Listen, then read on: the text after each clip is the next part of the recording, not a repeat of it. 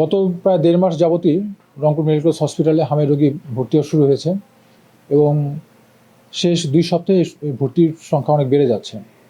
বর্তমানে আমাদের এখানে প্রায় ৩৪ জনের মতো হামের রোগী ভর্তি আছে এবং এখন পর্যন্ত ১০০ উপরে এখানে রোগী চিকিৎসা গ্রহণ করেছে। তার মধ্যে ৪ জন রোগী মারা গিয়েছে এখানে। আর টোটাল চিকিৎসা গ্রহণকারী রোগীর সংখ্যা এখন পর্যন্ত ২০৬ জন। আমাদের এখানে শিশু ওয়ার্ডে হামের রোগীদের চিকিৎসা গ্রহণ করার জন্য ৩টি আমরা আইসোলেশন ওয়ার্ড তৈরি করেছি, যে ওয়ার্ডগুলোতে শুধুমাত্র হামের রোগী এখানে ভর্তি হয়ে চিকিৎসা গ্রহণ করছে। হামের যারা এখানে ভর্তি হচ্ছে তাদেরকে এখানে প্রাথমিকভাবে সব ধরনের চিকিৎসা দেওয়া হচ্ছে এবং কিছু কিছু রোগী অনেক খারাপ হয়ে যাচ্ছে, তাদের অক্সিজেন দেওয়া থেকে শুরু করে ম্যাক্সিমাম যে চিকিৎসা দেওয়া হয় সেটা আমরা দেওয়া হচ্ছে। আমাদের এখানে চিকিৎসা সংক্রান্ত আসলে কোনো ধরনের সমস্যা এখন পর্যন্ত নাই এবং চিকিৎসা না নিতে পেরে এখান থেকে চলে যাচ্ছে বা মারা যাচ্ছে এই ধরনের সম্ভাবনা এখানে আপাতত নাই। আমাদের এখানে যদি প্রয়োজনে আইসিইউ প্রয়োজন হয় সেই ব্যবস্থা আমাদের এখানে করা আছে এবং যে কোনো ধরনের সর্বোচ্চ চিকিৎসা ব্যবস্থা এখানে পরিচালনা করা আছে।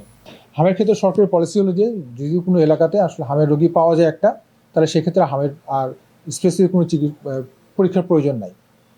আমাদের হামের লক্ষণ দেখেই যেটা আমরা হামের রোগ ডিটেক্ট করি সেইভাবে এদের চিকিৎসা দেওয়া হবে।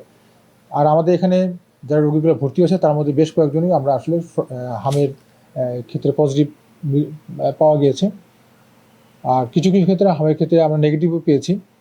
তবে আমাদের এখন এখানে যারা ভর্তি আছে তারা সবাই হামের লক্ষণে ভর্তি আছে এবং তারা হামের চিকিৎসা পাচ্ছে। এখানে হামের আসলে ভ্যাকসিনেশন আগে সমস্যা ছিল, ভ্যাকসিন ওয়ের প্রপার না হওয়াতে বা ভ্যাকসিনের আমাদের মিজলসের ক্যাম্পেইনটা না হওয়াতে এটা হামের প্রকোপটা হয়ে গেছে। বর্তমানে আপনি জানেন যে আমাদের এখানেও গত ২০ তারিখ থেকে হামের ক্যাম্পেইন হচ্ছে এবং সাড়া দেওয়া মানে খুব প্রচুর পরিমাণে সাড়া দিচ্ছে এবং সিভিল সার্জন অফিস থেকে আমি যা জানি যে ওনাদের যে লক্ষ্যমাত্রা আছে সেটা হয়তো সামনেই এটা পূরণ হয়ে যাবে এবং যখন এই মিজলসের ভ্যাকসিনটা একটা 95% উপরে এটা দেওয়া হয়ে যাবে তখন কিন্তু এই হামের প্রকোপটা আস্তে আস্তে কমে যাবে এবং আমি আশাবাদী সামনে হামের রোগীর সংখ্যা কমা শুরু হয়ে যাবে।